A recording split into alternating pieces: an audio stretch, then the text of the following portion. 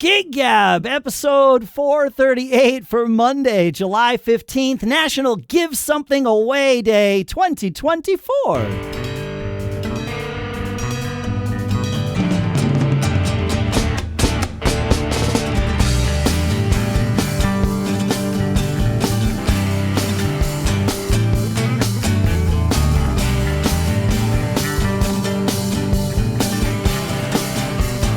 Greetings, folks, and welcome to Gig Gab. Welcome back to Gig Gab, the show by, for, and about working musicians. Here, as usual, in Durham, New Hampshire, I'm Dave Hamilton. Today, my guest co-host started out in surf bands in Orange County, then went on and played with Chicago, the Beach Boys, Kenny Loggins, and so much more, which we will get into. Tris Imboden, thank you so much for taking the time to chat with all of us here today. Oh, it's my pleasure, Dave. Absolutely. Been looking forward to it. Awesome. Great. And I did pronounce your name correctly. Is that right? I meant to ask you before we started. That's right. Yeah. Sweet. So you did. Tris Imboden. Great. Yeah. So, I mean, you've had, even just from what we hear in my, half a sentence introduction there, you've had an illustrious career, and you've gotten to do some amazing things and clearly played some music with some well-known people. And also some people I'm sure that whose names we don't know that are also excellent musicians and have added to all that. How does this happen? I know a lot of our listeners either playing in original bands, playing in cover bands, enjoying the heck out of it, playing with people whose names most of us will never know, and that's okay. But how does this happen, going from playing in a garage in Orange County to sharing the stage with Chicago at the Grammys or whatever? Like, how does that work? Well, first of all, I have to correct you about three, or one of the three that you mentioned. Got it. That I worked with. I did not play with the Beach Boys. You didn't? Okay. For some reason, I had that on the list, but thank you for correcting me. That's great. Yep. I did and have, however, played with so many of my heroes, not the least of which was Kenny Loggins for 12 years. I played on the lion's share of all of his hits, everything from Whenever I Call You Friend, through This Is It, Heart to Heart, I'm All Right from Caddyshack, Footloose, which is, was number one worldwide. And and I've told him as much, I credit him with having such a long and prolific, really, career. I'm so grateful to have been a part of those great records. And in fact, that's how Chicago sort of found out about me. Okay. And really everybody kind of did, was because of those great, he was a drum freak. And so he would let me do things on pop records that you wouldn't normally get to do. But back to your original question, how did all this come to pass? I think I had a real leg up in the first place by having grown up where I did in Orange County, which the proximity to Los Angeles, also the ability to go watch everybody and anybody perform. All the greats were within, driving distance, even before I drove. And my parents were pretty supportive, my mom in particular. I got to see the Beatles on their second tour, What? At the Hollywood Bowl. Yeah. No, okay, stop for a second. I need to ask you. I do this because there aren't that many people on the planet that got to see the Beatles, and that number will dwindle, unfortunately, right? I know. So very true. Anytime I encounter someone who saw the Beatles, I just ask, like, what was it like? Could you hear them? Was there anything? No. Okay. And I've got a great story about that night, too. One that's kind of interesting. Not only could you not hear them, I mean, the days of big PA systems were long in the future. Sure. So, I mean, the screaming, the sheer pandemonium, and the girls running down the aisles. And in fact, there was one girl there used to be a fountain in front of the stage. She actually jumped into the fountain. I remember that vividly. But another real vivid memory was I recognized 2 rows behind us, the Byrds were also in attendance. And so there was David Crosby, Jim McGuinn, Mike Clark, Gene Clark. They were all sitting behind us. And during the course of the concert, they got recognized. And by that time, they were, a big deal. Yeah. By the second tour. And so they had to beat feet real quick. And I was sitting in an aisle seat. And I'll never forget, Crosby had his cape on and all of that, David Crosby. Yeah. And so they, in their haste to get out of there before they got mobbed, Crosby knocked me out of my seat into the aisle. Now fast forward years ahead, and I meet David Crosby. In fact, I'm recording with Crosby, Stills, Nash and Young, and I got to tell him the story, and I said, "You know what you did? You knocked my ass right out of the seat." I could have been trampled, for Christ's sake. Right. That's awesome. Did he have any sort of response for this? Well, he remembered the night. Yeah, sure. But it was way beyond "I'm sorry." Yes. It was way too late. You were decades past that. Yeah, that's right. And in fact, I loved, retelling the tale. So I'd gotten a lot of mileage out of it over those decades. And you're still getting mileage out of it, it turns out. Yeah, exactly. Yeah. That's outstanding. All right. Okay, so you got to see the Beatles. You're living in Orange County. That allows you, that proximity allows you access to people that if you were living in the middle of the country, you just, it would be a much larger hurdle to overcome. Yeah.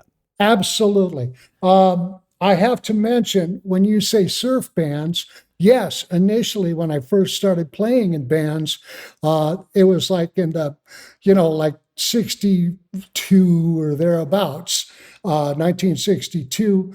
And I always had my ear glued to the radio, and I loved, primarily all the R&B and of course the rock and roll stuff, Sure.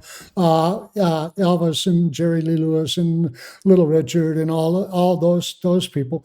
But actually, I also had a huge love of surf music, instrumental, primarily guitar-driven music, and was playing in bands that did that. Got it. And that's where I really kind of cut my teeth as far as playing, was, to the Ventures and all those surf bands back then. But again, fast forward to, I'd over the course of my high school career, I was playing throughout high school in different bands and making money doing it. And I was actually the lead singer in a couple of them while playing drums. Yeah. Well, I have great respect for singing drummers. I am one, so I understand the struggle. Yep. Back at you, man. I had Robert Scoville on, I don't know, a month and a half ago. He's currently out doing front of house for Kenny Chesney. And he started ranting about, oh gosh, it's awful when you have, a singing drummer because you got sound issues. And I was like, well, there's one right here, man. Right. So, so be careful what you say. Be careful what you say. Yeah, that's right. Actually, he had some great advice for microphone choice and things like that. To make it all work together. Yeah, of course. Yeah. Sure. Well, the funny thing about my singing, it was not short-lived, but by the time I was playing with Kenny Loggins, I was still singing with him backgrounds. Yeah. And at one point he told me, Tris, I don't like the way singing drummers look. And I went, really? And I went, okay, what the hell? I'll play drums, Sure. So as you know, if it's a muscle, and if you aren't on it all the time, it will atrophy. Yes. So I laughingly now say, if I can ever cough this fur ball up, I might start singing again.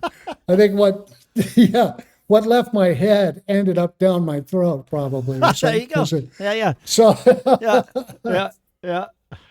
so But anyway, I really did enjoy singing, and not everybody In fact, I was the only one that I kind of reluctantly agreed to start singing because I was playing in instrumental bands. But, the writing was on the wall that, our popularity as a surf band was going to sharply decline There you go. soon if we Yeah. didn't start. Yeah. So, Yeah. so anyway, but then there was a band that mistakenly had been labeled a surf band, and still to this day, people associate this band I was in called Honk, which Okay. in fact, after graduating from high school, there was great musicians comprised of guys I used to watch on TV on shows out of LA. The bass player was in a band that I used to watch on TV, and Steve Wood, another one that actually went on to work with Kenny Loggins as well. Sure. Anyway, yeah, Honk. There we are. Yeah. Nice touch. I'll put the link in the show notes for anybody. Yeah, that's right. Yeah. Well, we were a very, very, very serious original music band, primarily. Yeah. And we would do cover tunes of just classics that we loved, like Heat Wave or something like that, But we had a big following, what grew into a big following in Southern California after having done the soundtrack for a surf movie that blew up and became second only in popularity and considered on par with Endless Summer. Oh, Right? wow. So we had a number one hit in Hawaii, an instrumental, even though most everything, all the rest of our material was vocal. Yeah, right. Songs. This instrumental blew up and was number one in Hawaii for a long time. So that kind of like altered people's, I guess. Well, that actually gave us the leg up we needed. It gave you some exposure. Record. Yeah. But the thing was that we never wanted to be identified as a surf band. Although, when you have success and a number one record anywhere, we'll take it. Yeah, right. Yes. Yeah. Yeah. So- Call us whatever you want. We're here. We are. Yeah. That's right. Yeah. Yeah. But as a result of the success, we signed with both 20th Century Records for a while when that label had started out, and then also ended up on Epic, Okay. division of Columbia. And we during that time it opened. Now here's where you might have heard of the Beach Boys. We went on the road with the Beach Boys opening it. for them. Got it. I They think also- that may have been where I conflated the two. Yep. That's right. Yep. Yeah. And also, it was almost prophetic because we opened a number of shows for Loggins and Messina. And then, of course, I ended up, playing with Kenny.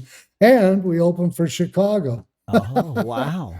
Is that how you got the gig with Kenny Loggins, or no? It just sort of was happenstance. It's just an aside. Yeah, kind of. okay, got Although Kenny, and I have to say, it was very flattering, the Beach Boys as well, and most everybody we toured with, they all really loved Honk and used to watch us, Yeah.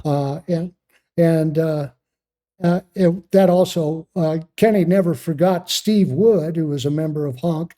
And even though I'd been with Kenny for 3 albums before I finally was able to talk Steve into joining the Kenny Loggins Band, Kenny was always, every year, get Steve in here. Get that guy with the voice, that great keyboard player. God, he plays so, you got to get him, Tris. So I finally talked Steve into doing it. So. Got it.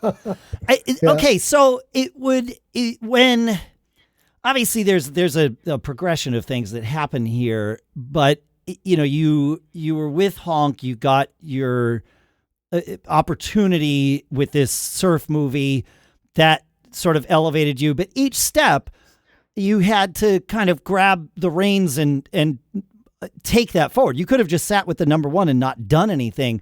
Right? Like how I always say luck is, I didn't come up with this, but I subscribe to the theory that, luck is preparation meets opportunity. But I think you add to that the willingness to continue to do the work. It's not like you had this number one hit and suddenly your life got easy.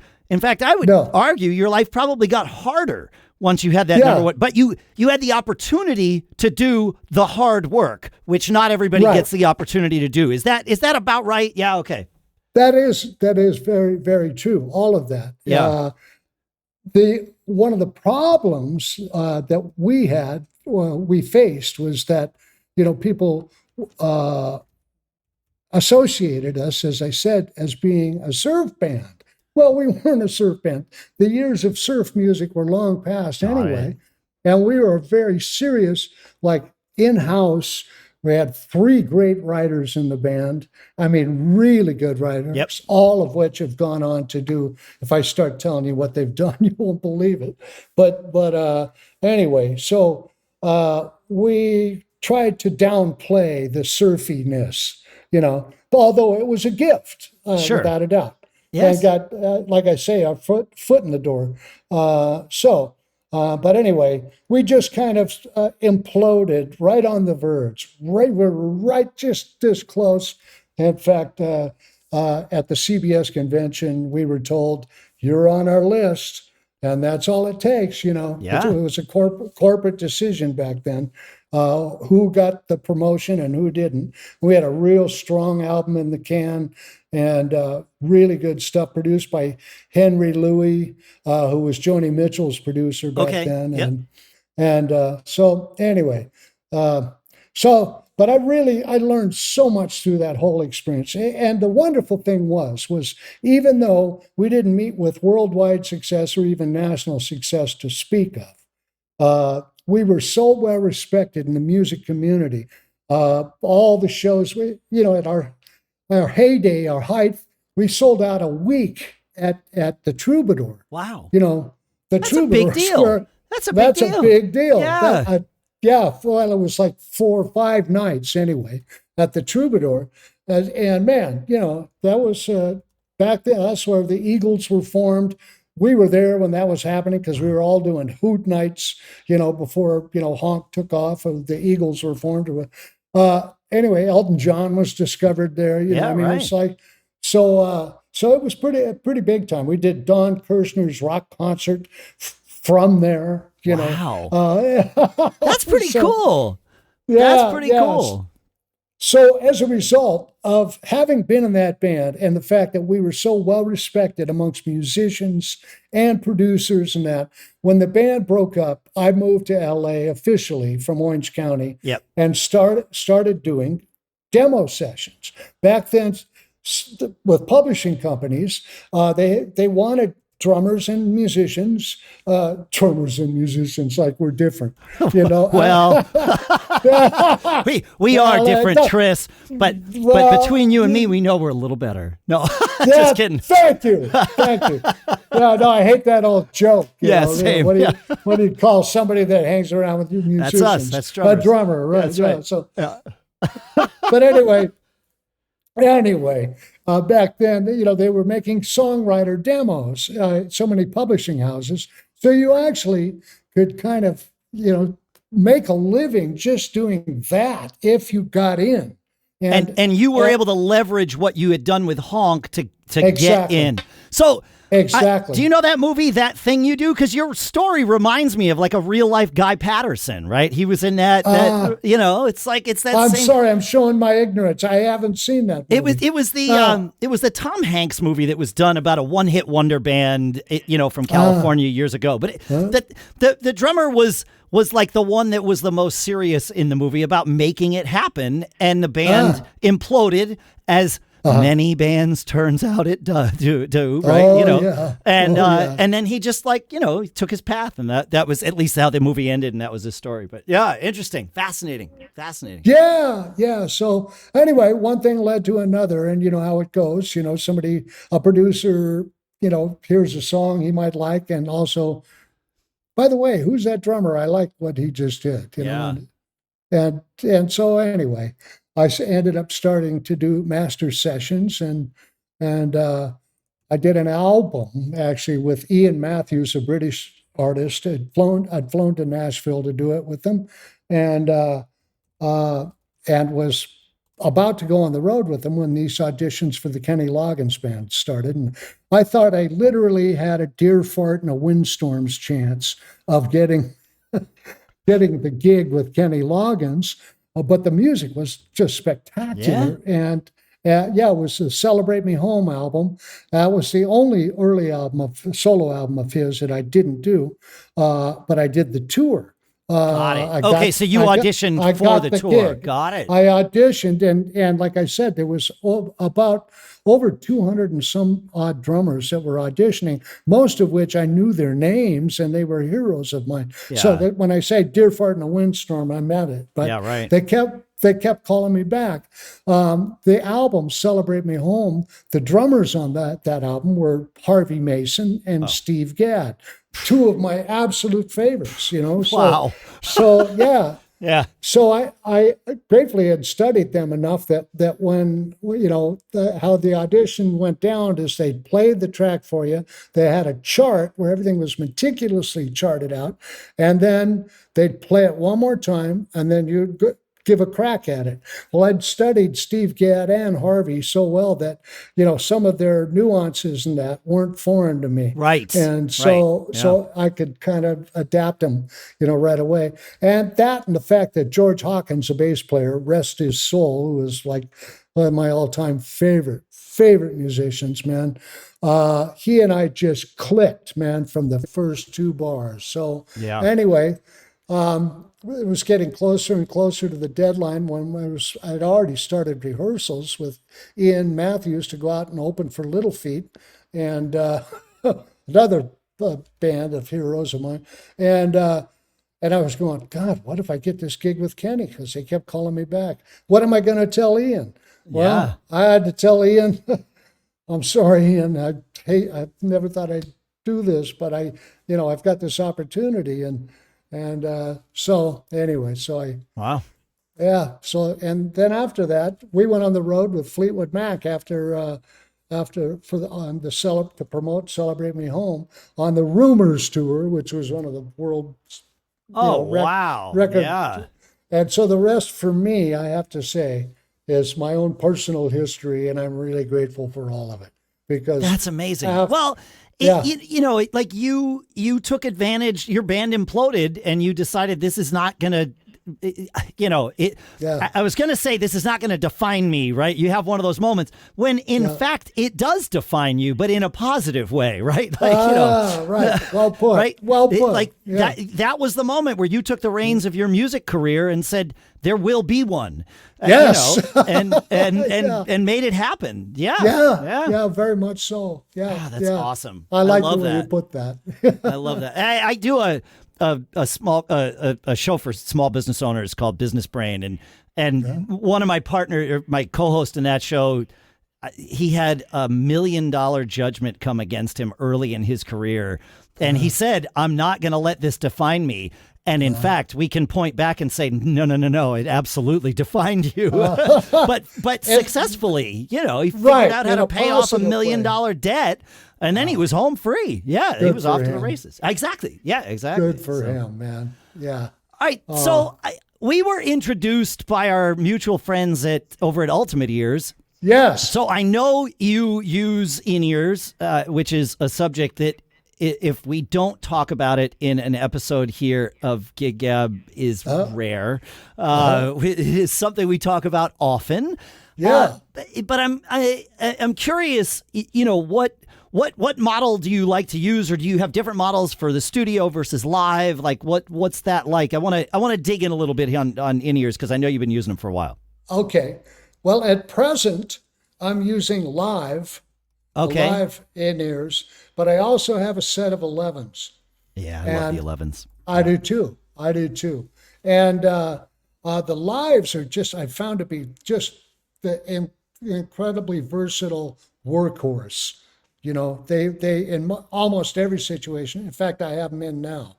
Got it. Yeah, they work for everything. I love the fact that they much more than many others that I have tried. They have a real kind of present and warm low end too. And and that blew my mind first That and makes a foremost. huge difference. Yeah. Oh man, and especially as drummers, I mean, it's so important.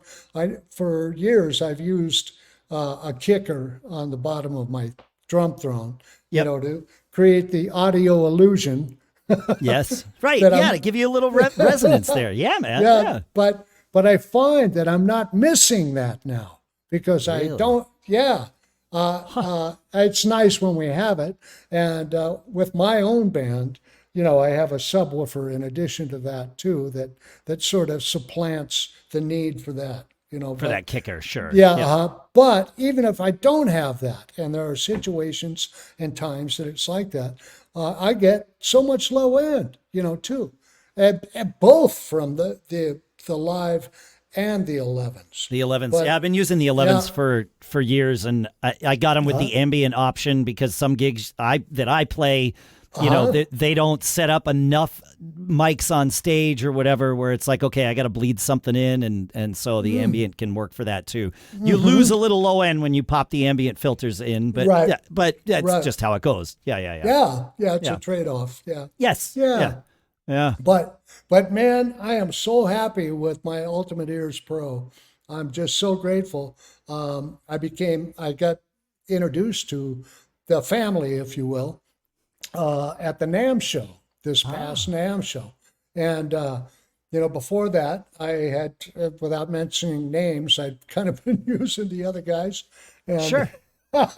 and had been, happy with them, but I had no idea how far along and advanced the technology had become, and specifically what Ultimate Ears had been doing with Yeah. them. So, Well, they've been in the market a very, very long time, right? Jerry, I mean, I don't know if you ever got to meet Jerry Harvey, who started that Yeah. company before he moved on. But I mean, I met Jerry 20 years ago, and he was always kind of he's crazy, and I say that with a lot of love. We've had Jerry Yeah. on the show a few times. He really.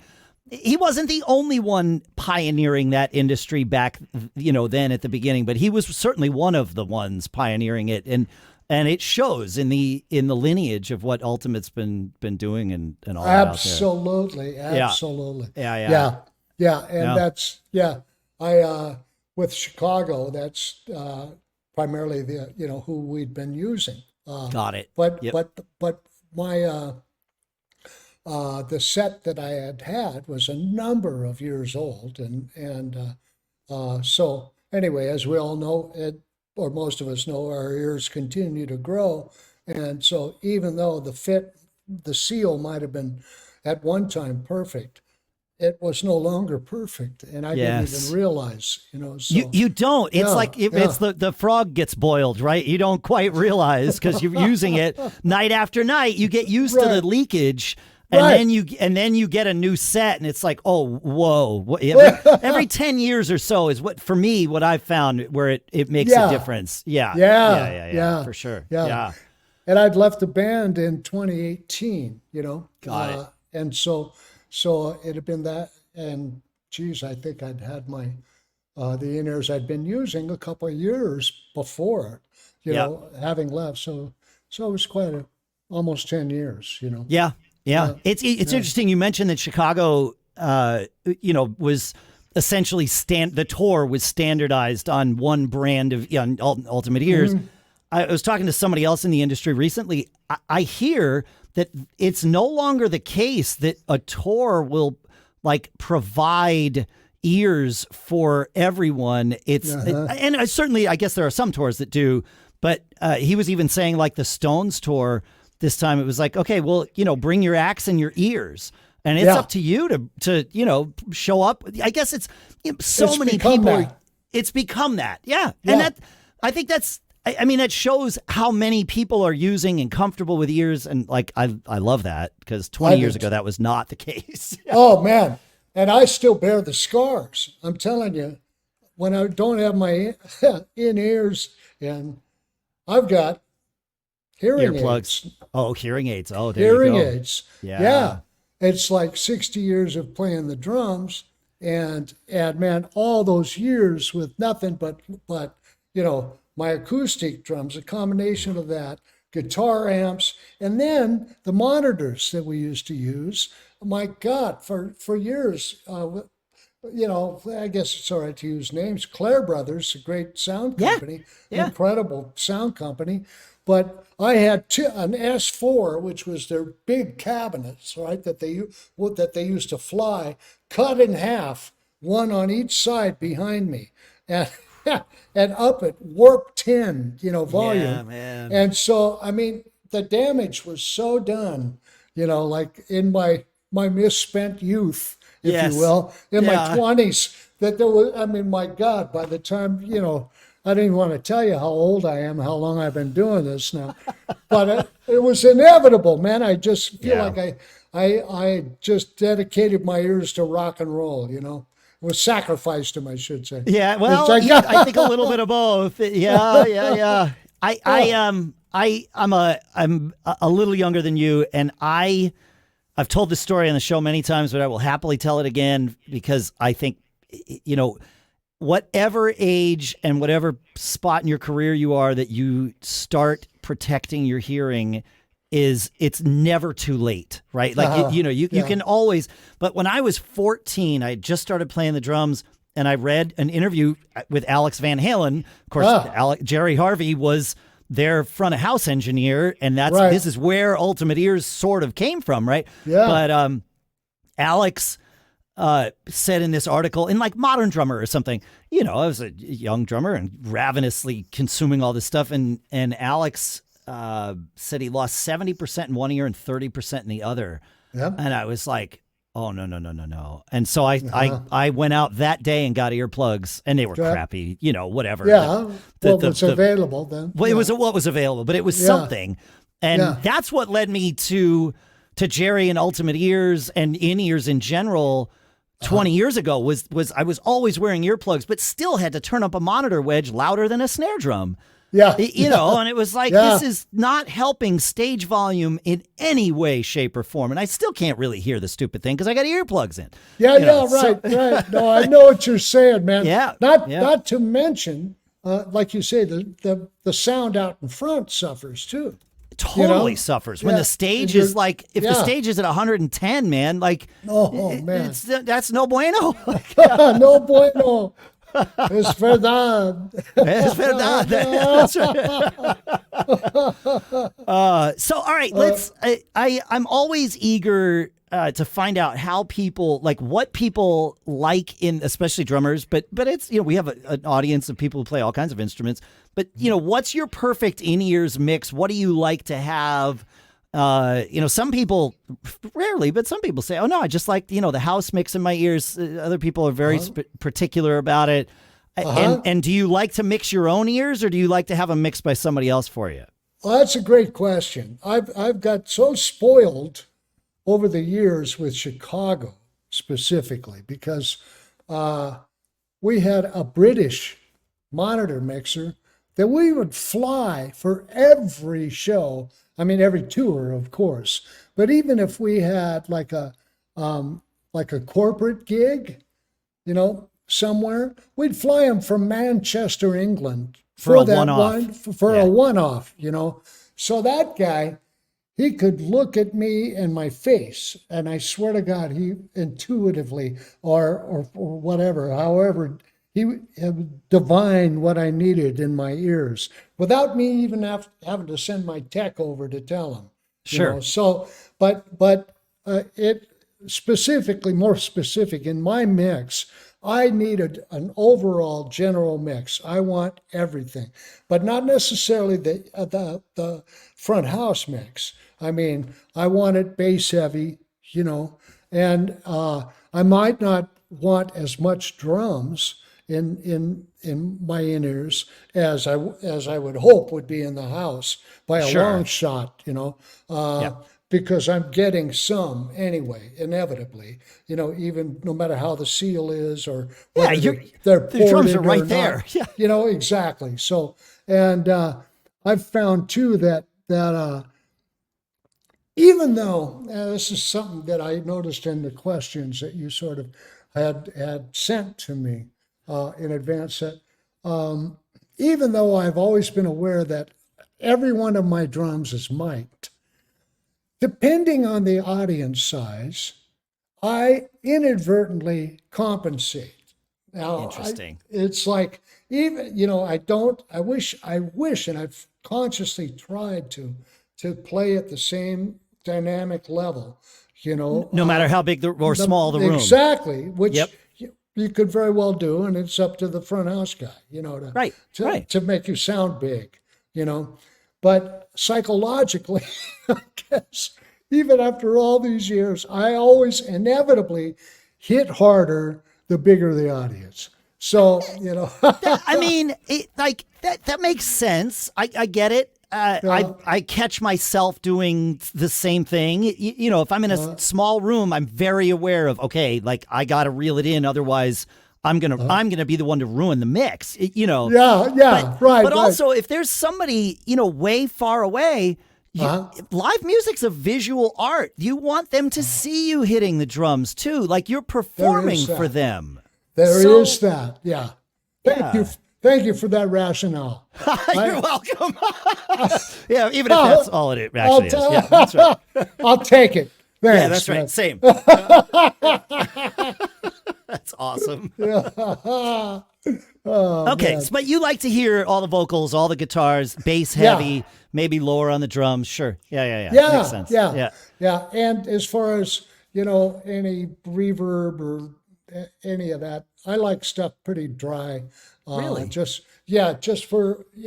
I mean, I can, not on a recording, certainly. No, but in your ears, In my ears. I don't need a whole lot of atmosphere, the artificial atmosphere. I like hearing point, and not having it, kind of watercolored away. Yeah. I guess I can see that. I played that way for a long time, and I don't know, maybe in the last 5 years or so, I started really dialing in some reverb, vocals and guitars a little bit.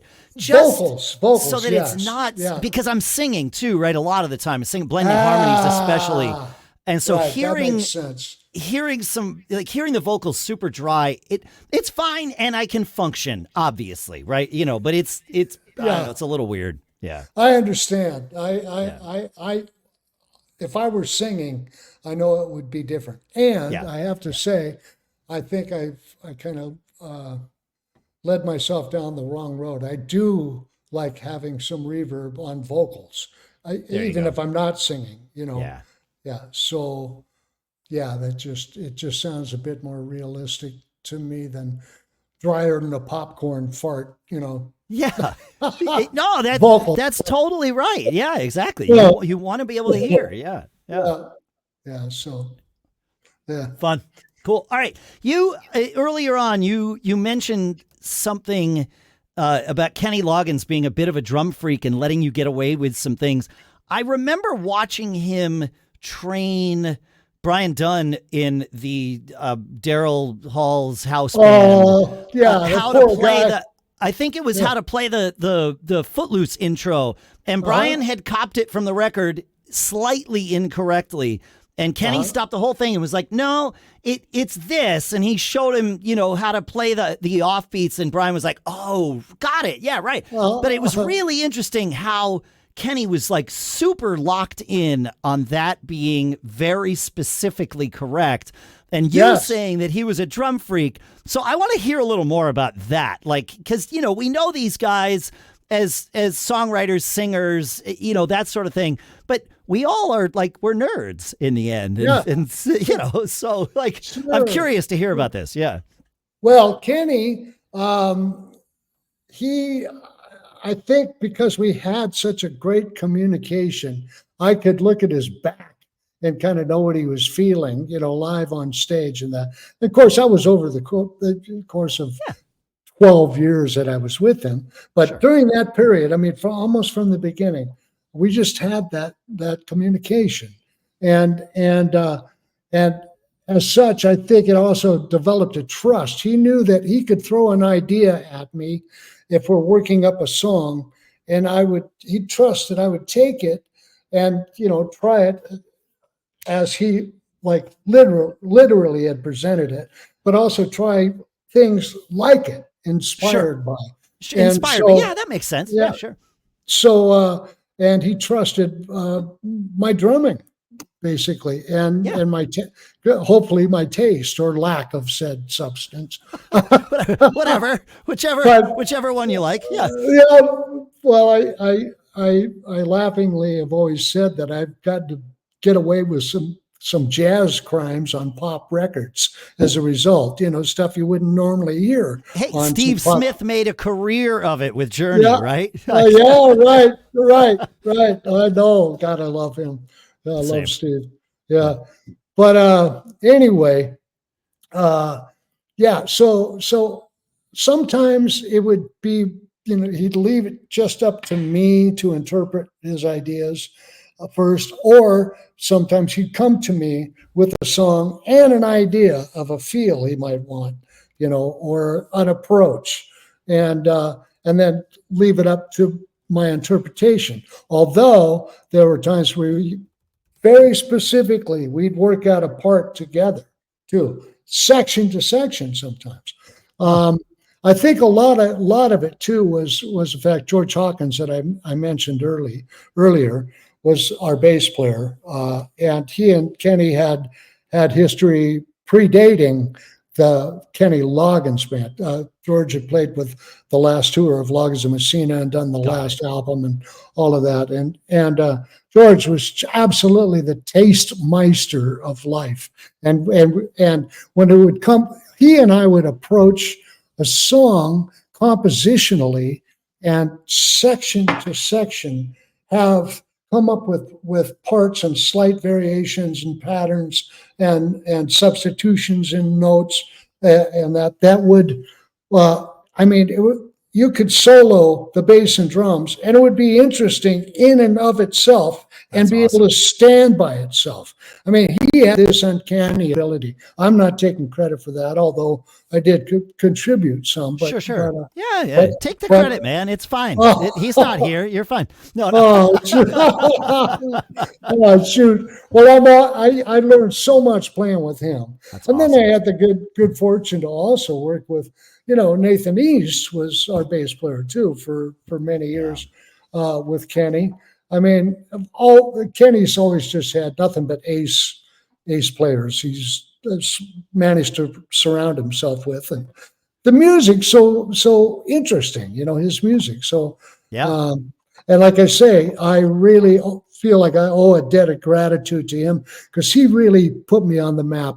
As a result of those records I did with Kenny Loggins, that's why I ended up getting to work with so many like producers and artists. David Foster started using me. I've worked with Glenn Johns. I've worked with, you know, on and on and on with everybody from Neil Diamond to you know, Crosby, Stills and Nash. And right. And so many great artists that I only in my wildest dreams I wouldn't have thought, you know. So anyway, I'm really grateful to Kenny for all of that. That's awesome. That's cool. Yeah. That's very cool. Very cool. Yeah.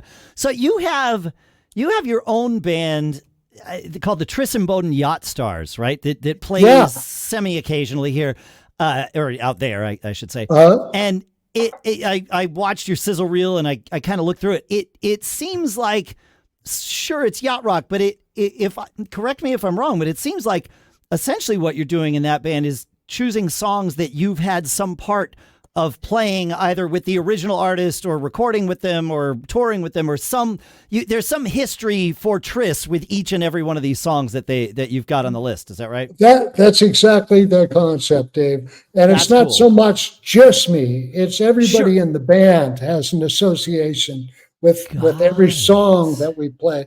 And actually, I'll try to make it brief, but it was this is how it all kind of came to pass.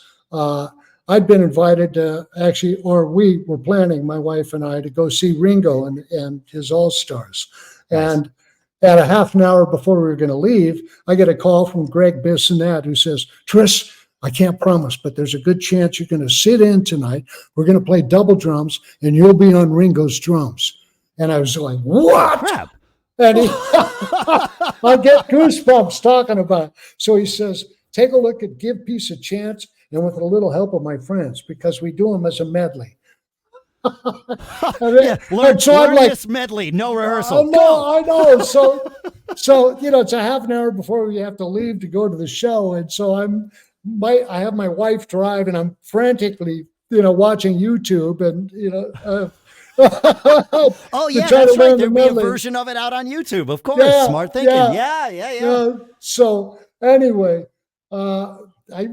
they call me up. I get called up, and in the middle of with a little help from my friends, and I'm actually playing on Ringo's drums, and Steve Lukather, and I know everybody else in the band, Amy Stewart, and all the cats, but God, I still couldn't believe it. Oh, Greg and I have been friends, since the early '80s, or before that even, and I love that guy. Yeah. He's a good guy.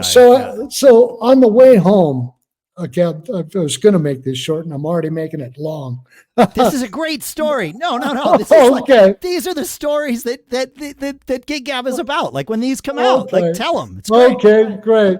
Well, it was actually my wife's idea, the entire thing. She said, that whole concept is so great. What Ringo's done, he has, everybody from other groups that do the hits they played or wrote or sang on. Each one of them are featured. And she said, with all the records you've done and with all the people in what is now deemed the yacht rock genre, you could actually put something together like that. And the more I thought about it, I thought, yeah, that could be fun. And then I thought about it more, and I went, wow, man. Yeah. And so I started making a few phone calls, and everybody I called went, yeah, man, I love that idea. And so anyway, the band as it stands now, we went through a few personnel changes, just, as bands do. As bands do. How you keep a band together by having personnel changes sometimes. Yes. That's right. So, but as it stands now, anyway, it casts a real wide net as far as material that we can play. The concept is you either have had to have played on the record, played with that artist, and played that song with that artist, played on the road with them, recorded with them, or all of that. And sure.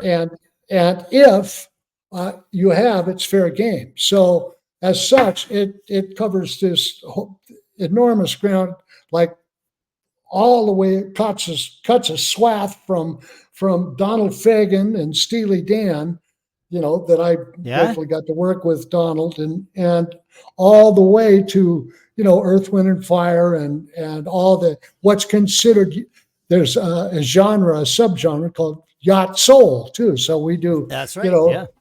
So we do. Michael McDonald and James Ingram. That duet, and we do. That stuff as well. But the guys in the band are just so great, and I've got on guitar is Bruce Bollinger, who actually wrote and played on Michael McDonald's first solo album, and then he was with Boss Skaggs for many years. So, and Michael Paula that I worked with, I was with Al Jarreau for a number of years. And I didn't realize that. That's amazing. Wow. Oh man, what an experience that was! I could go on for hours. We'll have you on again, and we will. Okay, we'll make it happen. Oh man. I mean, I still am pinching myself with the music I got to play and the people I met and got to play with as a result. Just a little teaser. I got to play Spain in Madrid with Chick Corea, who was a friend of Al's, and Al. I mean, because Al had done that brilliant version, where he had written the lyrics to it. So I got to play it with Chick in Madrid. With the that's awesome. I still can't believe it. That's and that's just like taking the opportunities and making it happen and playing with as many people as you can. There it is. Yeah. I love it. Yeah, man. yeah. That's awesome. So, oh God, I've been so blessed, and I'm so grateful, Dave.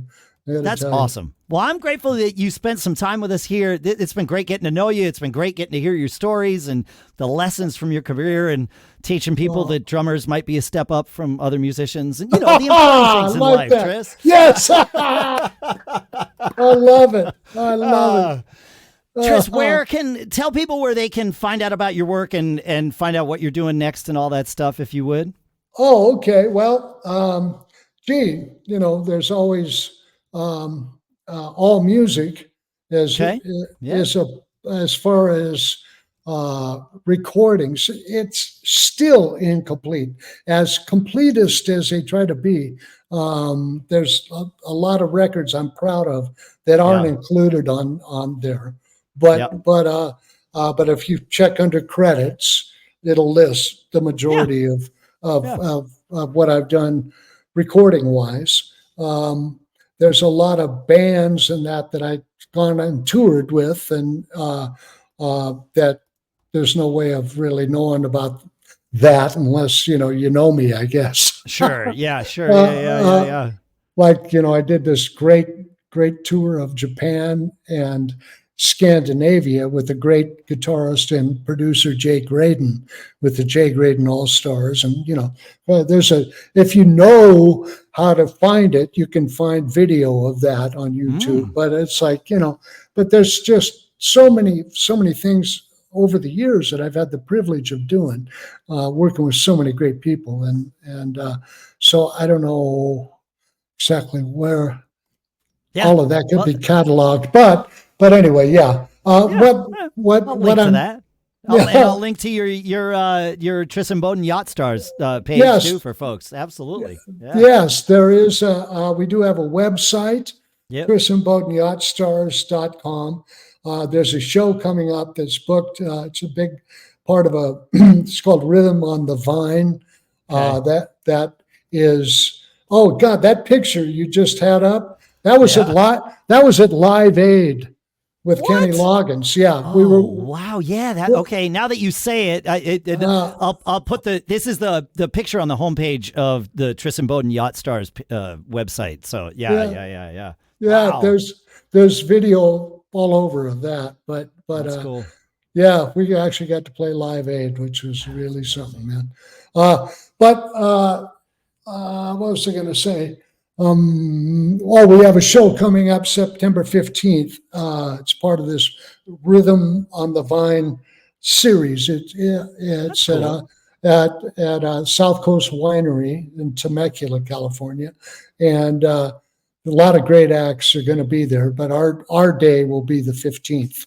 Got it. September 15th. Okay. Yeah. September 15th. So yeah. All right. Well, I'll make sure that's on the list too. Thank you so much for hanging out with us and taking your time and sharing all this. It's amazing. I meant what I said. I want to have you back sometime. So I'd love it. Stay in touch. Yeah, for sure. Oh, David, thank you. Thank you so much. Thank you. Folks, feedback at giggabpodcast.com is where you can find me. And thanks so much for listening, and always be performing. We'll see you next week. Sweet. That was great.